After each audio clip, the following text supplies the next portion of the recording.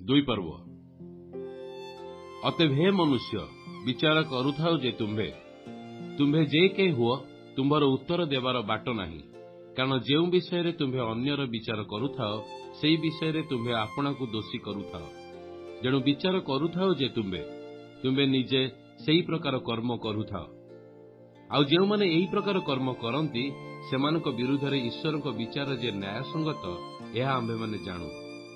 आउ हे मनुष्य जो माने यही प्रकार कर्म करती सेमानकर विचार करी आपे सही प्रकार करुथाओ जे तुम्भे ईश्वर को विचार रु पलायन करिपार बोली कौन मने करुअछ? किंबा ईश्वर को कृपा जे तुम्भको मन परिवर्तन आड़कू घेनी जीवाकू चेष्टा करे यह न जानी तुम्भे कि ताहांकर कृपा धैर्य और चिर सहिष्णुता रूप धन सबु तुच्छ करुअछ? किंतु तुम्हें अपना कठिन और अपरिवर्तित हृदय अनुसार जो दिन ईश्वर न्याय विचार प्रकाश पाइब से क्रोधर दिन रे निज पई क्रोध संचय करुअछ। से प्रत्येक लोक को निज निज कर्म अनुसार फल देवे। जो माने धैर्य सहित उत्तम कर्म करी गौरव और सम्मान और अमरता अन्वेषण करती सेमानकु अनंत जीवन प्रदान करिवे। किंतु जो माने स्वार्थपर पुणी सत्यर अनाज्ञाबह मात्र धार्मिकतार आज्ञाबह सेमानक प्रति क्रोध और कोप घटिब। प्रथम जिहुदी और मध्य ग्रीक प्रत्येक दुष्कर्मकारी लोकर प्राण उपरे क्लेश और संकट घटिब। मात्र प्रथम जिहुदी और मध्य ग्रीक प्रत्येक सत्कर्मकारी प्रति गौरव सम्मान और शांति घटिब, कारण ईश्वर निकटरे मुखापेखा नाही। जेणु जेते व्यवस्था विहीन होई पाप करियछंती सेमाने मध्य व्यवस्था बिना विनष्ट हेबे। आउ जेते व्यवस्था प्राप्त होई पाप करियछंती सेमाने व्यवस्था अनुसार विचारित हेबे, कारण व्यवस्थार श्रोता माने ईश्वर को साक्षात धार्मिक नुहंती, किंतु व्यवस्था पालनकारी माने धार्मिक गणित हेबे। जेणु विजाति मानकर से व्यवस्था नथिले सुधा जेतेबेले सेमाने स्वाभाविक भावरे व्यवस्था अनुଯାयी कर्म करती सेतेबेले सेमाने व्यवस्था न पाइले ही आपे अपना अपना प्रति व्यवस्था स्वरूप अटंती, कारण सेमाने व्यवस्थार कर्म अपना अपना हृदय रे लिखित बोली देखांती। सेमानक विवेक मध्य सेथिरे साक्ष्य दिए। आउ सेमानक मनर तर्क वितर्क सेमानकु दोषी कियो बा निर्दोष करे।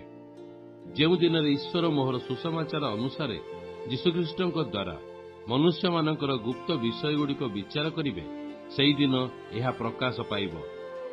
किंतु जदि तुमे जिहुदी नाम बहन करी व्यवस्था उपर निर्भर करुअछ और ईश्वर ठारे गर्व करुअछ आ व्यवस्था शिक्षा प्राप्त होई ताहांक इच्छा जानुअछ पुणी भल मंदर प्रभेद बुझुअछ आ व्यवस्था रे जो ज्ञान और सत्य वास्तवतार निहित अछि ताहा पाइथिबारु जदि तुमे आपना को अंधर पथ प्रदर्शक अंधकारवासींकर आलोक मुखर संस्कारक और शिशु मानकर शिक्षक बोली विश्वास करुअछ तेबे पर को शिक्षा देउछ जे तुम्हे कौन आपना को शिक्षा देउना चोरी कर नाही बोली प्रचार करी तुम्हे कि चोरी करुअछ?